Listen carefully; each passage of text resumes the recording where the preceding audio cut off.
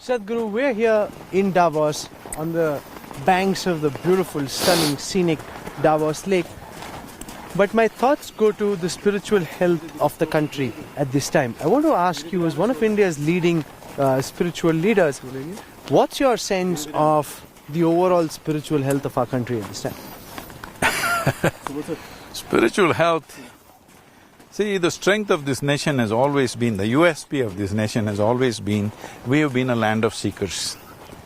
But today, not just today, in the last couple of 100 years or 300-400 years, slowly it is moved this way that because of strong religious manifestations, everybody is trying to be belonging to some religion.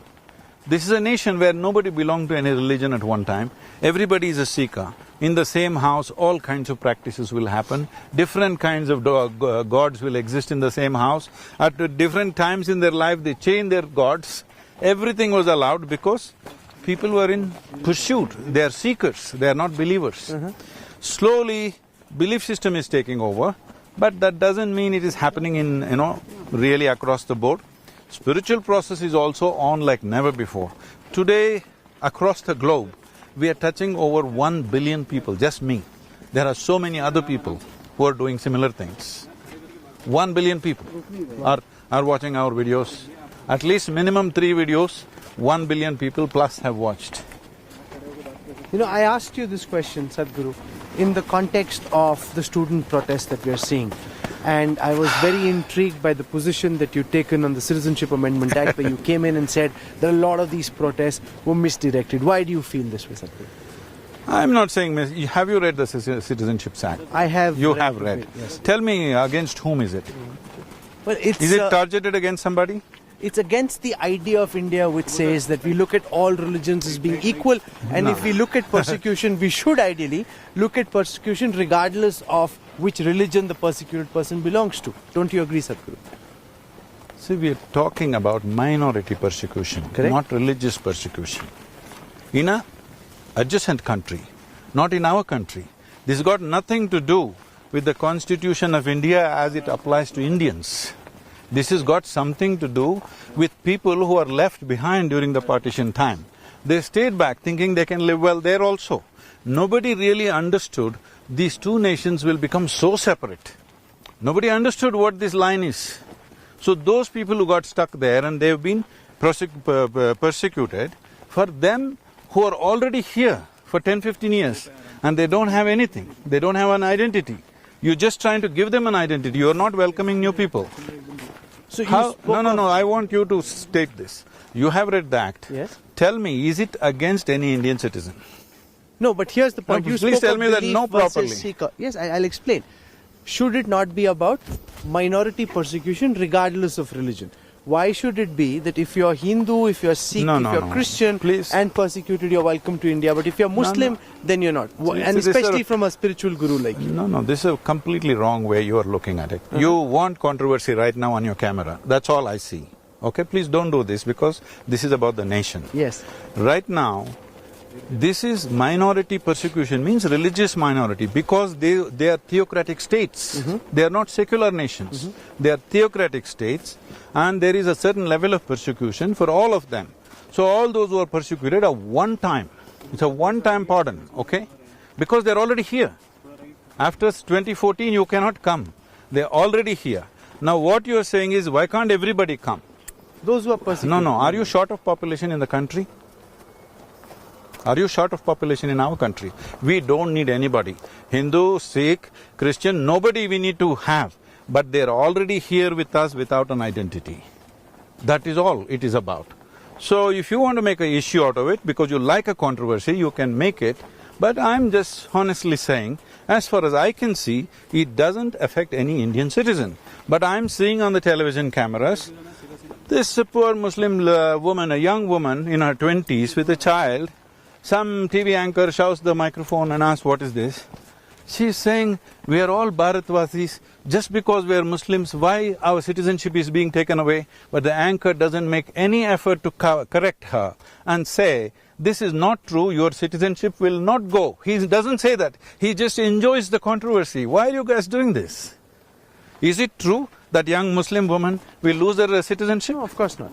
Then why are we doing this?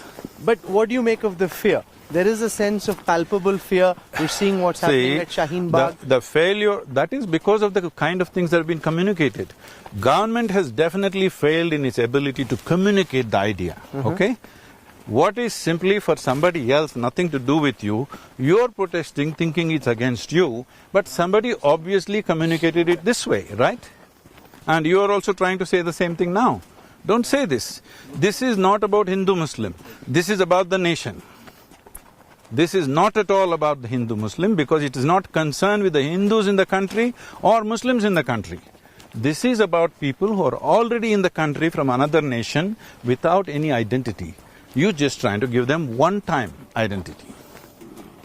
You spoke of how the government failed in its communication. Where do you think they erred? How should this matter have been handled? Probably such a benign issue, they never thought this will be organized this way. It is definitely a lapse, no question about it. It is a failure. Unfortunately, right now, Indian states are here, Karnataka is here and Madhya Pradesh is here seeking investments and stuff. Tell me, right now, if you want India's economy to explode into growth, the most important thing is external investments. We are looking at $2 trillion investments. Who will invest their money in a place where buses are burning on the street? All of you guys just enjoyed this, unfortunately. Please don't do this.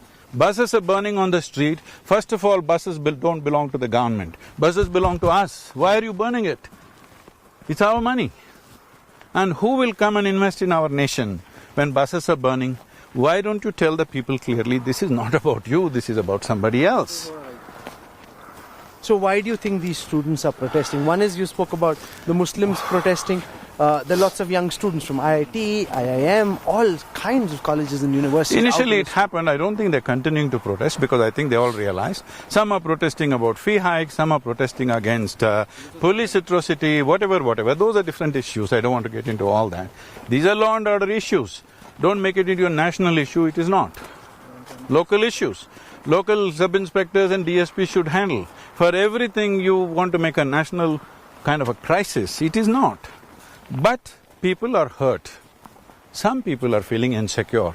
Please reassure them there is no danger to your citizenship. It's very, very important. Indian citizen, whatever religion you have or you have no religion like me, all of us are safe because this is not about… CAA is not about us. It's about a few people who come from outside and living in our country without any human identity. What's the way to heal? What's the path to… Please, all of you media should speak. I'm asking, why is this anchor pushing the microphone in her face and when she fears and she's crying? She's genuine, her fear is genuine. That young Muslim woman is genuinely crying out of fear that my citizenship will be taken away, there's a law like that. Why can't you say that's not true? You won't say that. Because you want the drama to go on. Why? Would you say there's a need for greater communication as well? Definitely. Sitting at Shaheen Bagh for members of government, ruling party to go out, speak to them, assuage their feelings and concerns? Definitely, whatever needs to be done has to be done to tell the citizens of India, irrespective of what I practice is not government's business, first of all. See, when it comes to communication of an idea, when wrong communication happens by vested interests, whoever did that, I don't want to go into the detail. Isn't it the responsibility of every citizen, particularly media, that this is not true? Has any media come out clearly and said, this is not true, don't get excited about this? No. Do you think that a lot of the apprehensions were also created because senior ministers initially linked the NRC and the CAA? Possible. And therefore, a lot of this is not necessarily media creation. There's so many different comments in parliament, I agree with that. Some people gloated about it, how we're going to hit you with this, because even they did not understand what the policy is about, what the law is about. So some people gloated about it, some people misused it, all this has happened. But let's understand, we as a nation, we still have 400 million people who have not eaten properly. What is our responsibility for them? We need investments to grow. You will not get any investment from anywhere when you show pictures of burning buses on the streets. I don't want to invest my money in a place where things burn. Who wants to do it? You've been here at Davos. What's the buzz that you picked up about India? These burning buses, social unrest, has that been? Because we spoke to Everybody is excited about India's possibilities. At the same time, this question has come up to me again and again. What about the civil unrest? People asking you about Yes, it. What yes. are they asking you, Sadhguru? The same thing. Is it really in control? Is Narendra Modi's government in control of what's happening in the country? I said it very much is, because they're young people, they don't want to deal with them harshly, things are happening, whatever. I am not a spokesperson of the government, but I'm definitely speaking for the nation. I'm saying, if there is something we disagree, there are places to debate. There is a parliament to do that. If parliament is not good enough, we can set up various debates. Media platforms are waiting for debate always. Debates are possible. Why burn the buses and create this visual which completely puts the country backwards in a negative picture? Do you believe it's a bit of a wasted opportunity at a time when 400 million people still don't have food to go into their mouths? This whole focus on very divisive issues, is that in some senses a wasted opportunity? No, how one way of looking at this is, see, there are contentious issues in the country. Sir. If you don't have the courage to deal with them, then you cannot make the economy grow. So putting them aside quickly and focusing on economy is a wise thing for any government to do. But people should also understand and participate. We must understand right now India's only focus should be, doesn't matter who is in the government. Whoever people elect will be in the government. People think I'm supporting one party, this is going on all over the social media.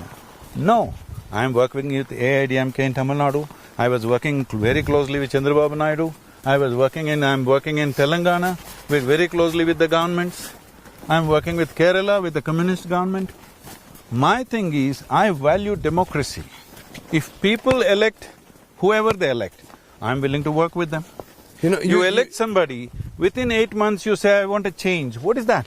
You make this point, I'm very curious to know your view on the current dispensation, because when you made those comments on CAA, a lot of people came out and you would have seen this Sadhguru and they labelled you a Modi Bhakt. They said, here's Modi's fan, Modi Bhakt. He's a spiritual guru, but see what position. See, I'm telling you this. Now I'm asking you this question once again. Yes. Is it genuine that this CAA is aimed against a particular community? Is it so? Well, it excludes members of one community from seeking citizenship in India if they are persecuted in their own countries. Anybody can seek citizenship in India. Only thing is, people who are already here en bloc, certain people are coming in. Rest can come through normal process. But sir, I come from a Sikh family. In our gurdwaras, you come in and you eat langar no matter who you are. We don't check whether you're Hindu, Muslim, Sikh, Please, Christian. Rahul, let's talk practical things. We have just partitioned about 72 years ago.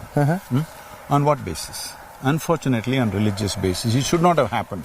We did it for whatever reasons. At that time, that was our wisdom.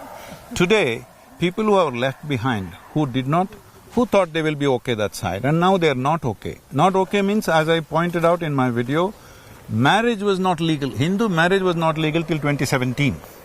Now the people who are talking about this is, till 2017 they corrected it. What about 1948 to 2017? Your marriage is not legal. Do you know what that means? No, but what's your counter on Ahmadiyas, Hazaras, who are persecuted minorities in their countries but persecuted nonetheless because of their faith and belief? See, do you have enough population in your country? Sure, of course. More than enough? Yes. Or too much? Yes. You have too much population. We have enough. So do you want to have 50% of Pakistan back in the country because economically they're not doing well? Small minority.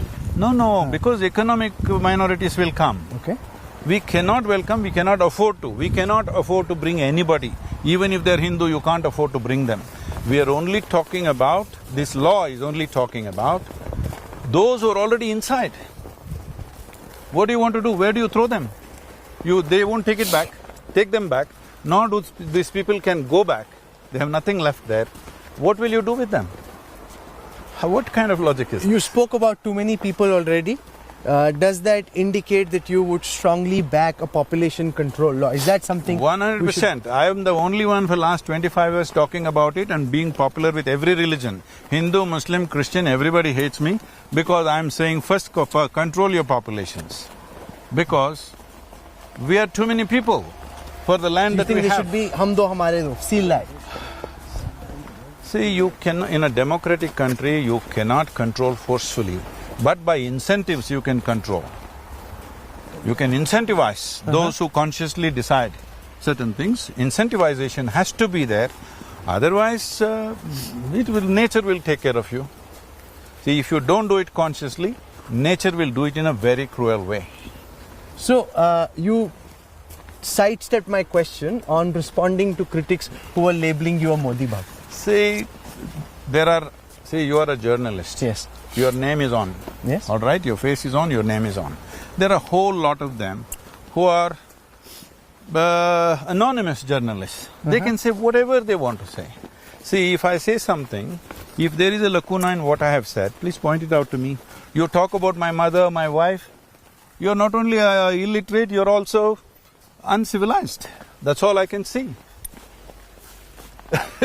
As we come to the end of this interview… what kind of people will attack the woman in your home? No, it's not fair. It's not right. It's not right. Because you're uncivilized, that's all it is. It's not right. What is there to say about them? They can have a view on the positions you're taking, but to attack somebody's family member is totally not right. That's all that's happening. Has anybody pointed out what's wrong with what I have said? Has anybody done it? Can you do it to me? No. Because there's nothing wrong, you just don't like it. If you don't like me, it's your problem. What can I do? You just soak in your own bile, I don't. I'm fine. You can say whatever you want. I'm in a place where nobody's opinion does anything to me. And never ever I have identified with any political ideology or party. My only thing is, if people choose somebody, I support them for 5 years. After that, if you choose somebody else, I'll support them for the next 5 years. Because I value democracy. If you think democracy is nothing, your opinion is everything, I'm sorry I'm not with you. Sadhguru, as we come to the end of this interview, which has just had such a beautiful setting here along the Davos Lake, I want to get you to tell all those who are watching a bit about the mindfulness retreat, the sessions that you're doing over here in these very, very stressful times. What's your… These are not stressful times. No, for everyone, in different ways. No. Times are not stressful. Individual people can be stressful if they wish to be. I am not stressful. Okay, so what's your message for the youth in terms of keeping their sanity, their heads on their shoulders, and not getting swayed by all that they see around? So we need to understand this.